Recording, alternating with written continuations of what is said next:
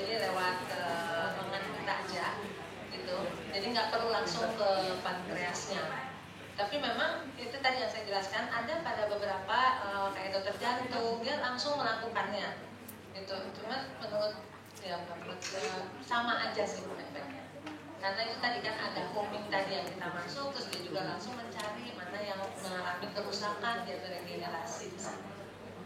Kalau untuk biaya, kalau nyampe 100 juta ya nanti tajangan rumah sakit. Kalau tergantung berapa kalinya kali itu.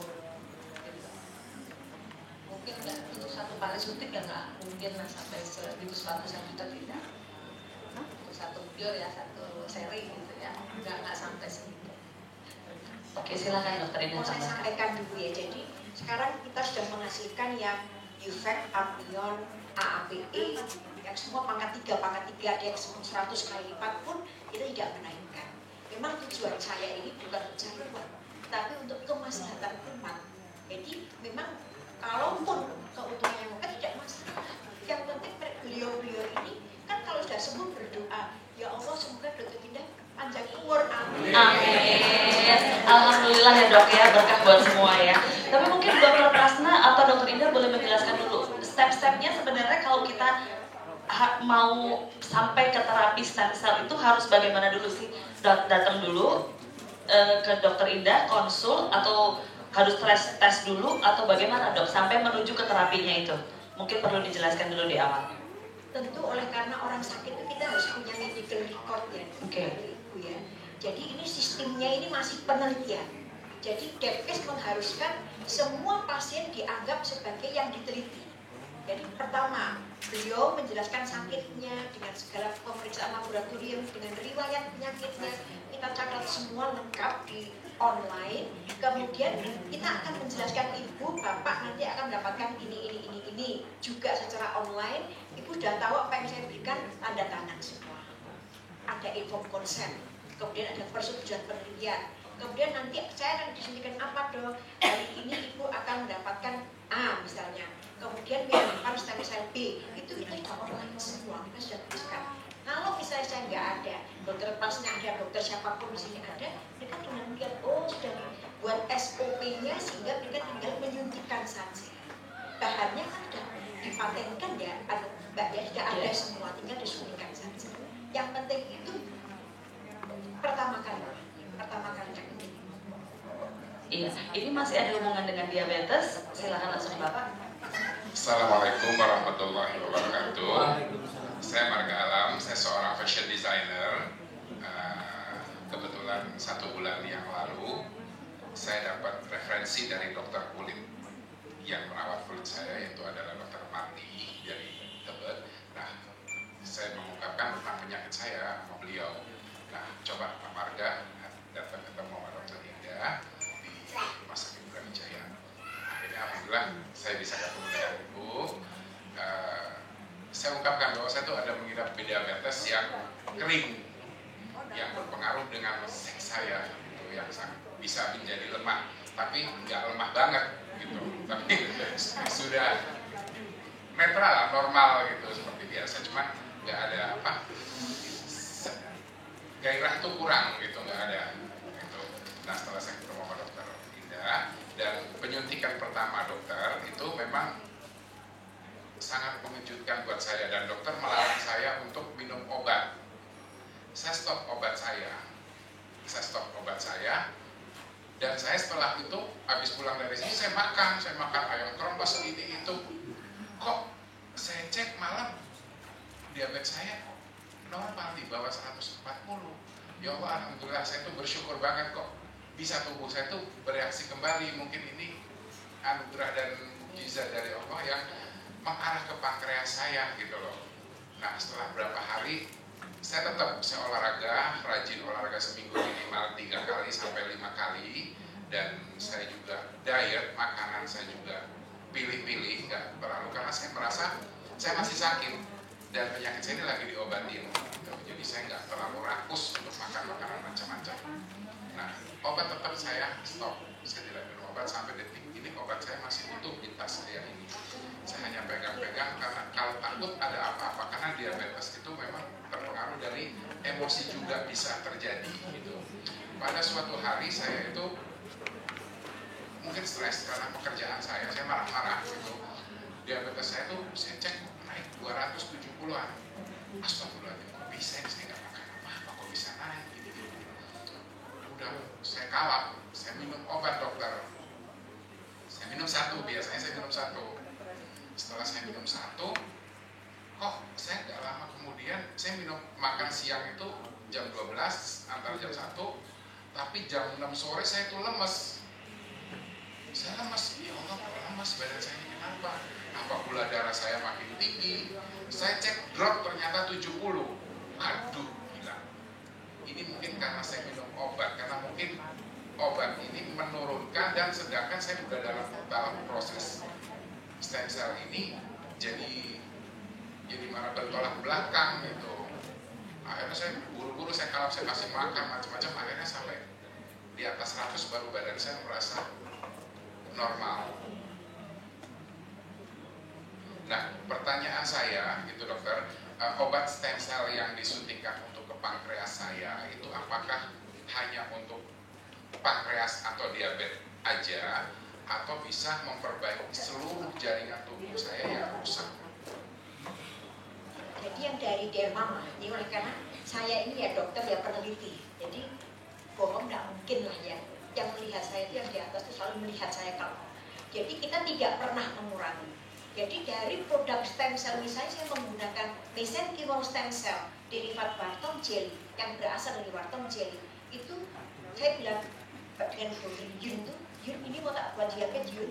Ya dok, ditambah ini, jadi tetap dia 330 diaktifasi khusus yang untuk ke pankreas, beta islet, sehingga dia juga pasien-pasien yang sudah sepuh-sepuh yang biasanya tidur di kelaminnya, ini parkir semua, sekarang udah bisa jalan, jadi sudah bagus semua. Dan ini pengalaman Prof. Eko Budiharjo, sampai beliau menceritakan di mana di waktu kuliah, beliau bekas rektor Undip, kan juga lumpuh. Oleh karena diabetes disuntik syaraf, lumpuh. Saya didatangi oleh Prof. Fatimah sama Dr. Sudanti, Sudanti datang kepada saya, kemudian ya Prof saya suntik saja, tapi jangan banyak-banyak Prof, obatnya seperti Bapak tadi. Saking takutnya, padahal gulanya itu sudah 100, 110, udah baik, udah bisa jalan, udah bisa lari, nggak lumpuh lagi dalam 4 kali itu. Saking takutnya, minum obat, masuk rumah sakit, saya ditelepon, loh ada apa? Bapak panas dong, aduh jangan-jangan saya ini, setelah dicek aku terlalu rendah, marah dokternya, kenapa kan sudah boleh? Dokter saja, saya pengalaman ya, menggunakan obat itu diturunkan sedikit demi sedikit, yang saya seperempat, ya dok ya seperempat 2 minggu, seperempat sekali, jangan sampai kaget ya. Jadi stem cell itu memang kerjanya long term sekali, jangan dikira nanti kalau dok saya sudah terlambat loh dok, sebulan nggak terlambat, growth factor tidak pernah terlambat.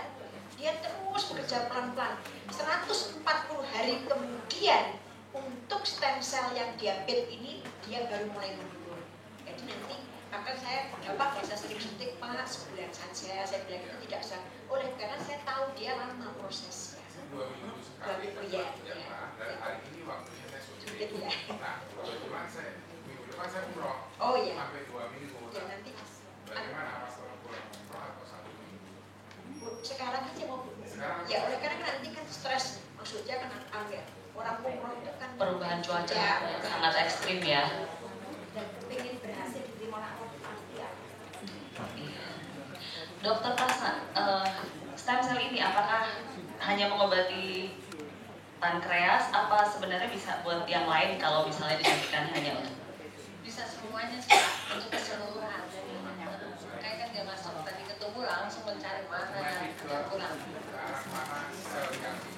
Iya, betul. Bukan hanya dia aja. Iya, pasti. Memang itu yang tadi gejala yang Bapak sebutkan, turunnya gula darah itu kita sebut hipoglikemia. Kalau terjadi seperti itu, Bapak langsung minum air gula. Ya, nggak usah minum obatnya, air gulanya saja ya. Permen coklat juga boleh. Coklat juga boleh ya. Pokoknya yang manis. Ya. Atau lihat dokter Prasna juga cukup kayaknya. Romantis ya dok kita, langsung normal. Oke, itu ya dok ya. Saya ke bapak yang di belakang. Sebelah sini sudah, sebelah sini. Nanti saya ke ujung. Saya ke tengah dulu, baru saya ke ujung. Oke Bu, tenang, masih ada waktu. Silakan Pak.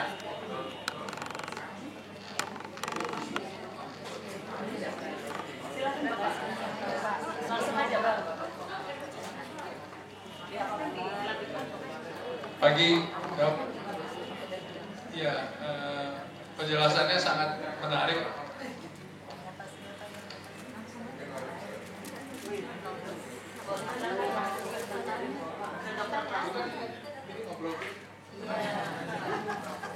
Maaf, penjelasan dokter berdua sangat menarik.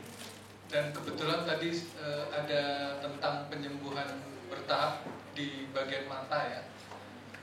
Dan juga di kebotakan. Jadi istri saya kebetulan sudah agak terganggu matanya. Kadang-kadang melihat objek itu bergelombang, jadi tidak rata. Sehingga kadang-kadang dia mengganti kacamatanya.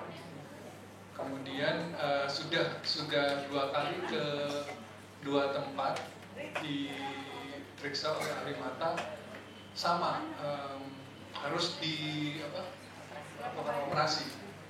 Apakah mungkin bisa dengan stem cell dan range biayanya berapa? Kemudian yang tentang kebotakan mungkin saya ingin tahu apakah yang model saya masih bisa diperbaiki. Terima kasih.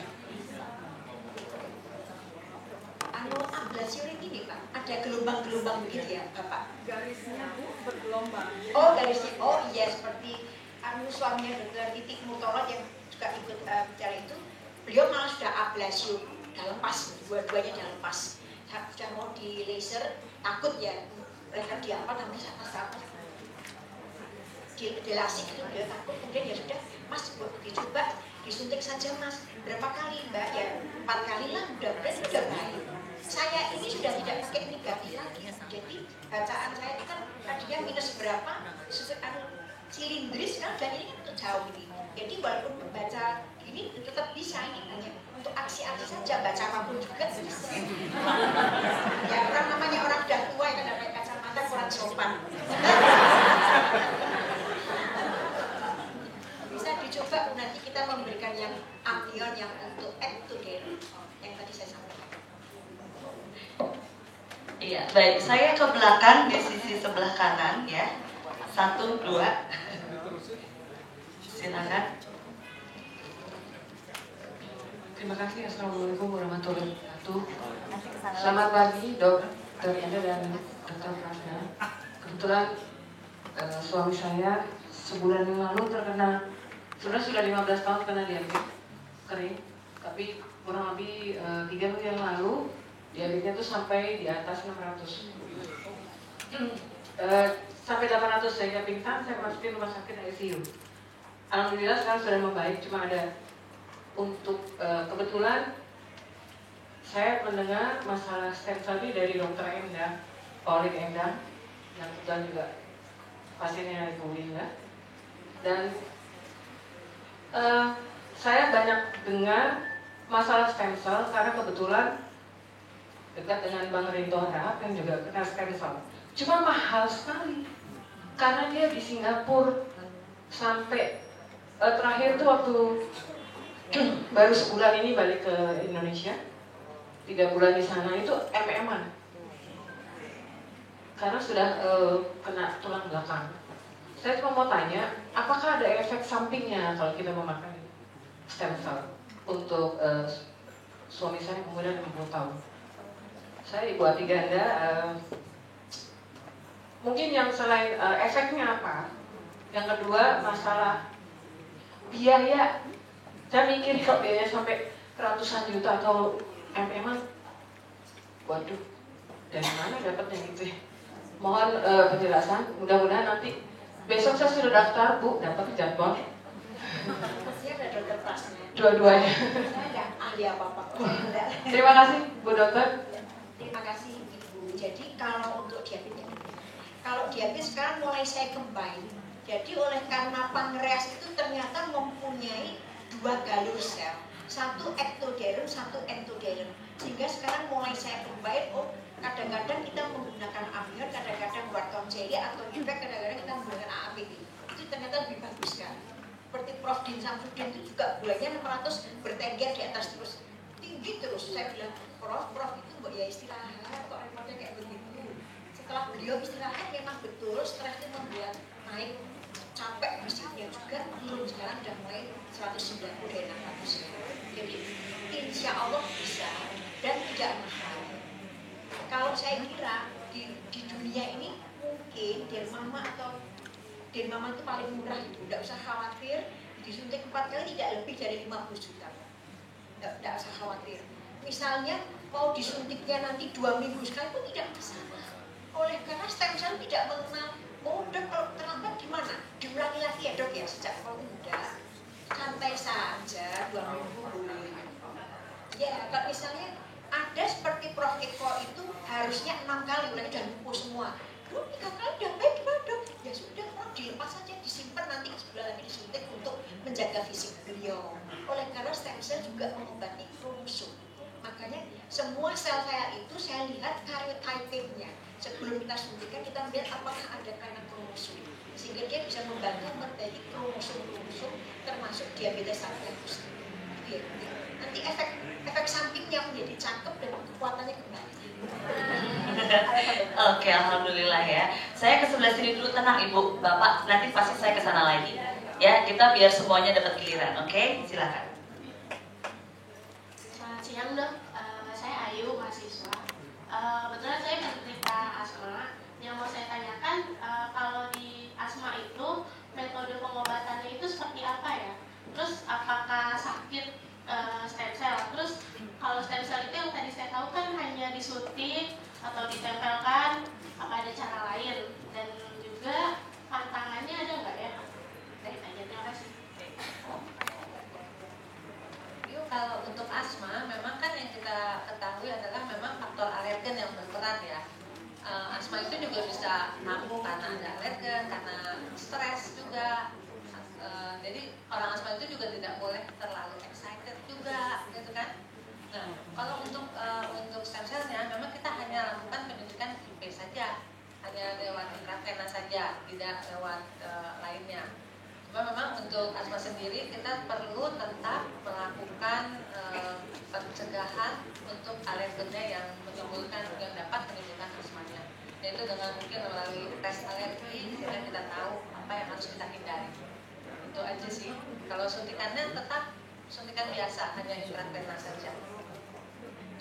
Ada pantangan nggak ada ya? Kalau pantangan itu tadi alergennya, apa yang dia alergi terhadap bahan tersebut. Misalnya setelah dilakukan tes ternyata alergi terhadap kutu debu rumah, berarti dia harus mencegah supaya kutu debu rumah itu bisa misalnya kutu debu rumah itu kan ada di kasur, di bantal, di karpet, jangan pakai karpet, gitu kan? Pencegahan, jadi semuanya seperti itu. Iya, cukup jelas? Terima kasih. Iya, thank you. Saya ke sebelah sini lagi. Silakan Ibu. Terima kasih.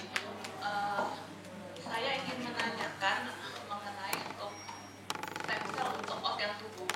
Tadi kan ada pemaparan Dr. Prasna ya. Kalau dari Dr. Indah kita sudah lihat semua pasien-pasien yang sudah sukses. Nah, dari organ tubuh itu saya belum lihat. Seperti mungkin Dr. Indah bilang ini masih penelitian gitu ya. Saya ingin tahu apakah di rumah sakit ini sudah pernah ada, misalnya untuk stem cell jantung atau liver. Nah, kalau sudah pernah ada, seperti apa? Siapa yang mengerjakannya? Apakah itu dokter? Seperti kata Dokter Indah tadi mungkin belum ada ya regulasi apakah yang mengerjakannya jantung atau saya tahu. Kemudian katakanlah seperti liver cirrhosis tadi saya lihat ada hepatitisnya. Misalnya cirrhosis sudah fungsi tinggal 30%, itu bagaimana? Setelah stem cell, kalaupun dia beregenerasi, bagaimana dengan virusnya? Virusnya, nah itu yang ini saya ingin tahu juga.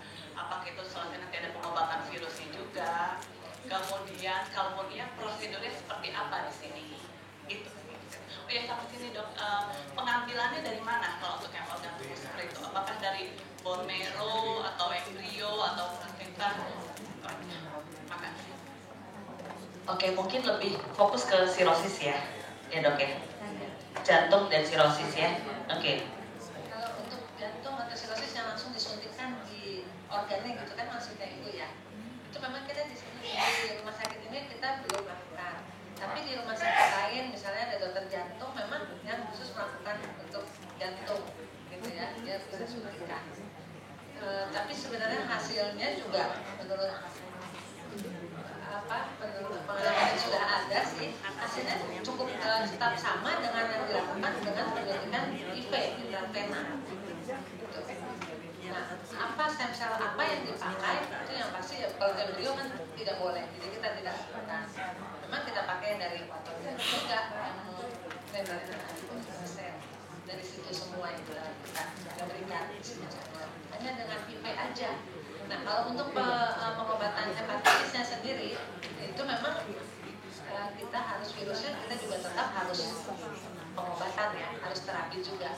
Tapi nanti dengan diberikan juga stem cell pasti kayak viral load-nya pasti dia akan jauh cepat berkurang dan akan lebih cepat perbaikan. Nah, setelah stem cell tadi yang Ibu tanyakan juga, bagaimana dengan virusnya? Apakah dia akan hilang itu, Bunda Hea? Tetap dengan antiviral gitu kan. Tapi dengan itu terus diberikan, dengan stem cell diberikan akan menurunkan jumlah viral load. Viral load kita harus periksa berapa jumlah virus yang ada, gitu kan. Nah itu kita cek, biasanya dia pasti akan jauh sudah berkurang. Itu biasanya gimana kalau misalnya hati ya, misalnya itu disuntik atau pakai kateter ke livernya, kateter langsung kemudian disemprot seperti itu apa? Enggak, kita IV aja intravena. Jadi disuntik biasa. Biasa. Disuntik biasa. Tadi yang saya katakan yang ada homing tadi, kalau dia masuk ke dalam tubuh, otomatis dia akan mencari sel-sel yang rusak dan perlu diberikan sel-sel itu. Kalau virusnya ya tidak hilang, ya masih ada ya. Virusnya bisa hilang, Ibu. Oleh karena pasien saya tidak hanya hepatitis, HIV, AIDS, open AIDS, jadi sudah T helper CD4-nya sudah 16. Di rumah sakit kita kalau melihat pasien begini ada 520 di rumah sakit Muardi. Itu selalu murid-murid saya bilang, dok B20. Kalau di konsul ya, murid-murid saya selalu mengatakan, kalau dia B20 artinya apa? 6 bulan lagi meninggal. Jadi sudah pasti. Oleh karena turbosida sudah terus turun. Kalau dia B20, orang ini B20 lebih rendah lagi 16. Setelah 4 kali penyuntikan oleh karena beliau mampu, itu sekarang sudah 400, sudah normal. Tapi kita push terus sampai dia 600. Dan saya menyatakan dokter Sukma yang menyuntik, dok, kalau helper CD4 mencapai 600 dan virus marker hilang, stop, selesai semua. Sudah, itu nanti evaluasi 6 bulan bisa tidak ada lagi. Oleh karena marker sudah tidak ada. Pemeriksaan darah dengan marker lebih kuat.